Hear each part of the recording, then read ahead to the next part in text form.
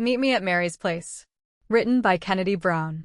Marilyn Monroe Barnes is a 17-year-old girl who cannot wait until she leaves the sleepy town of Greer SC and begin college. Yet once there, she and her family are dealt a financial skydive, and unlike the commercial, she has no United Negro College fund. So determined not to have to return as a college dropout, she decides to use what she has to get what she wants, a better life, her roommate.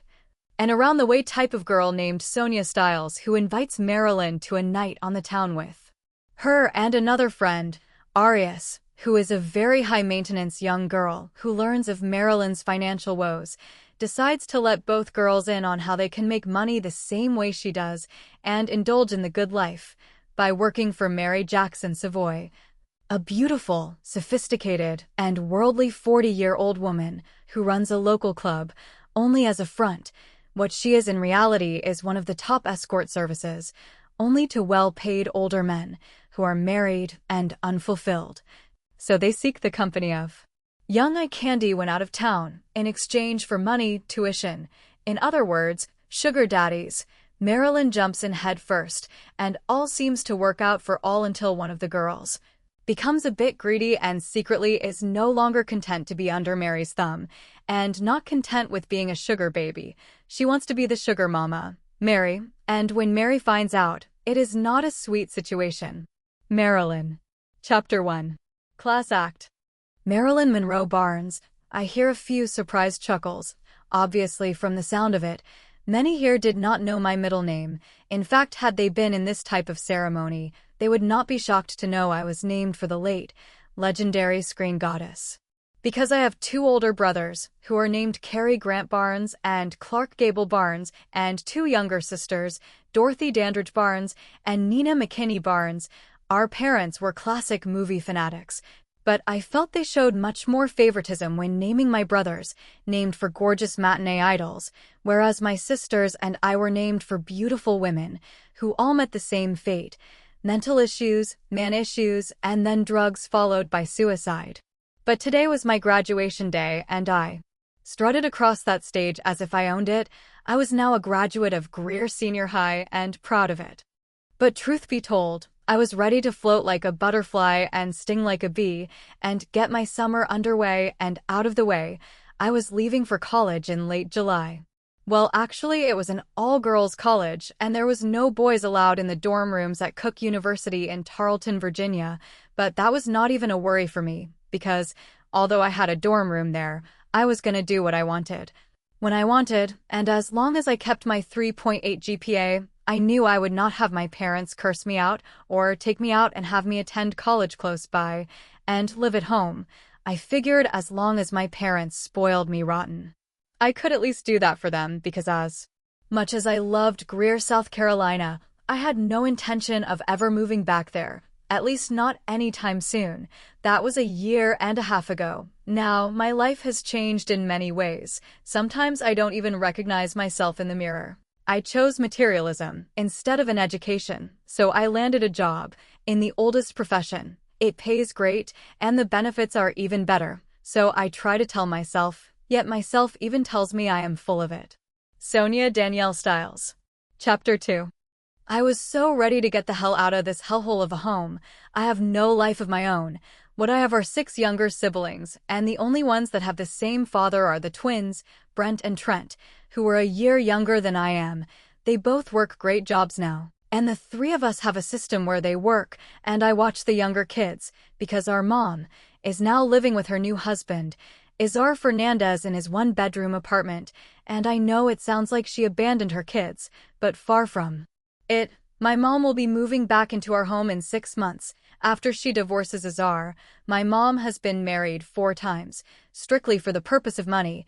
She married men who needed to become U.S. citizens, and after they become legal, they divorce and my mom gets paid. Trouble is a few of these paid-for marriages also resulted in unpaid for children, but I have been away from that life of babysitting and having no life of my own, and I must say, once I realized if I used what I have, then I could, and would have anything I wanted. At least that is how I see it.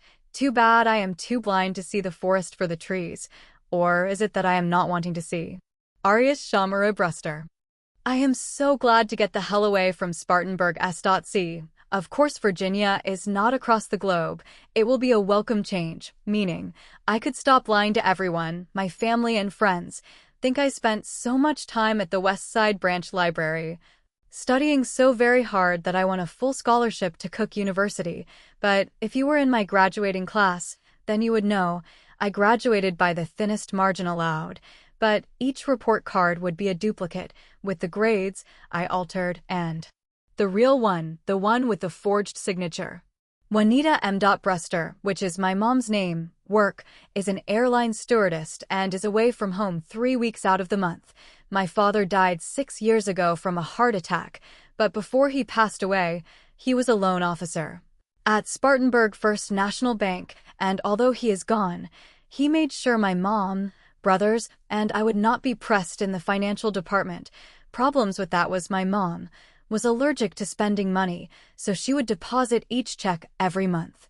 Her job paid the bills and kept us comfortable, and although myself, my younger brothers, Terrian and Stephen, Jr., were receiving checks each month, our mom would give us our monthly allowance of $200, and the rest went to our college fund. But since I got a full scholarship, at least that's my story, and I am sticking to it. Truth is, I had to pay for my tuition, which I decided to do. Mom was so proud that she granted me full access to my trust fund and bragged on my accomplishments, and since most of my family lived out of town, my mom called, bragged, and everyone gushed over my intelligence. I am very intelligent, but I am more ambitious than anything else. I had just 2 things on my mind, and school was the farthest thing on my mind. I had a plan, and it would work out fine, as long as I was new to Virginia, and Virginia was new to me. Thank God for the social media job search. In fact, I had already been hired online by a company that seemed to cater to employ and ambition, living well, while someone else did the manual labor. I had already rented an apartment 10 minutes away from the campus of the school. After all, I would be stupid to even try to live in a dorm room when I only had 1 class. So I rented a small residential suite from my job I had lined up in Virginia. My employer was a sleek businesswoman by the name of Mary Savoy Jackson, and this story is far from the story I would be telling had I not gotten out of Spartanburg, or Sparkle City, as many refer to it. But the sparkle was too dim to keep me there. It was not until later would I learn, all that shines ain't gold. So if you want the truth, I can show you better than tell you. Meet me at Mary's place and see how it all began as sweet sugar babies, catering to unfulfilled wealthy sugar daddies, and how quickly it can go from bittersweet to sour, in the blink of an eye. Present day 2017. Marilyn. I looked at the flashing screen and saw the code 304, and the instruction from sender was turned upside down, which made no damn sense. But this is the 3rd text I have received, and either someone has the wrong number, or my silly-ass sisters, Dottie or Nina. Since I have been away from Greer, South Carolina, they have been bugging me about a weekend in Virginia, so it would stand to reason it would be one of them, because my 2 newbie berries, Sonya and Arias, were still in class, so I decided to call home and threaten to revoke their invitations. But truth be told, I miss them just as much as they claim to miss me. Plus, I wanted my besties to meet them. I was walking to my car when I heard Sonya's loud but sophisticated ass calling out my name, Marilyn. Hold up. I need to hitch a ride. Darren is on his bullshit. Had my car repossessed. She huffed and puffed as she plopped her ass down. Girl, what did you do this time? I giggled. May have, or may not have, called his house, and Barbara answered. I hung up. So why did you not hit *67? Because I wanted her to answer anyway. So I asked to speak with Mr. Darren Collins. She got all THISM RESDRE and COLLINS and WHSDVRN VOLVSMYHSBN VOLVSME. And I went for the jugular. I told her to let him know his VD results were negative. Looking at Sonya, I damn near lost control of my car. I was laughing so damn hard. I had to laugh to keep from crying, because Sonya was dead-ass serious about her cash, and more serious about messing up a happy home, especially if they cut into her hard-earned finances. I just hoped that my sisters being around this weekend will keep Sonya on her best behavior. as far as Arias is concerned, she was not going to be anything but herself.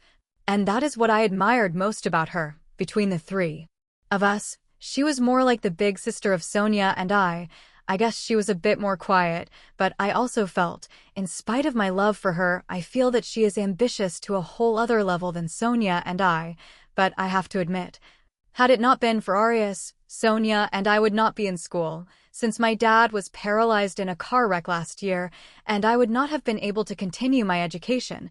She hooked both Sonya and me up with an invitation to stay with her.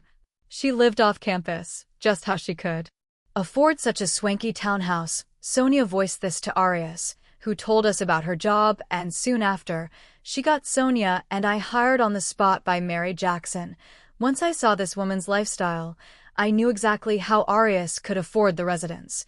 She now shared with Sonya and I, $1,000 each. Utilities were taken care of by the office of Mary Jackson's nightclub, Mary's Club Savoy.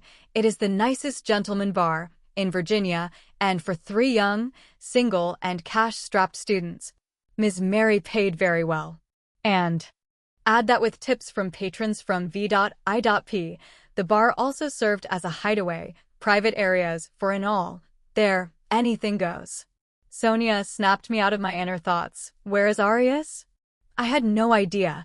Maybe she had to work over this evening. She mentioned having a rescheduled meeting. I don't know why she is always sending money to her on-again off-again boyfriend, Carrie.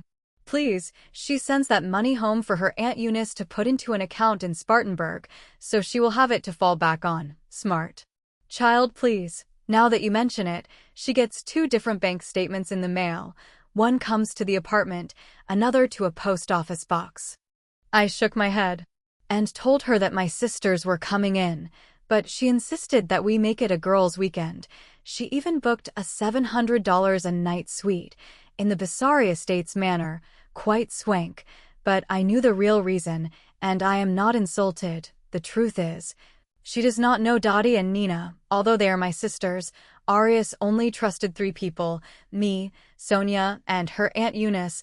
Also, she knew I was close to my sisters, and they would want answers as to what type of job Sonya, Arias, and I have that we could afford to pay $3,000 a month and wear expensive designer clothes.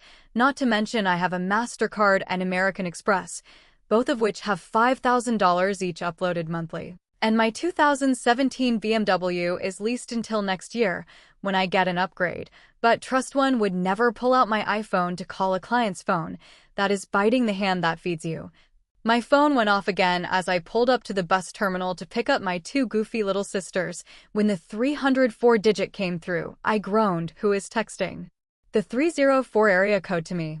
I said while showing Sonya. Sonya would know what anything meant. She told me to hold it upside down. Sonya laughed. That is no area code. Somebody calling you a hoe. I am glad she could get her 7 chuckles on it, while trying to sober herself before my 2 homebuddy sisters got to the car. Here they come. I squealed. Both Sonya and I got out to greet them. They were so sweet and innocent, almost childlike, kind of, my babies. When they saw the car they were in awe, so sweet. Now I know why I get homesick. I miss them. Dottie was sitting behind me oohing and awing at everything. Nina was asking all kind of questions, like I knew she would. Then she said, "Damn, are y'all prostitutes?" Both Dottie and Sonya burst out laughing with Nina. When we pulled into the parking area of Basari, both girls whistled, gave each other a high five, and said in unison, "Prostitutes."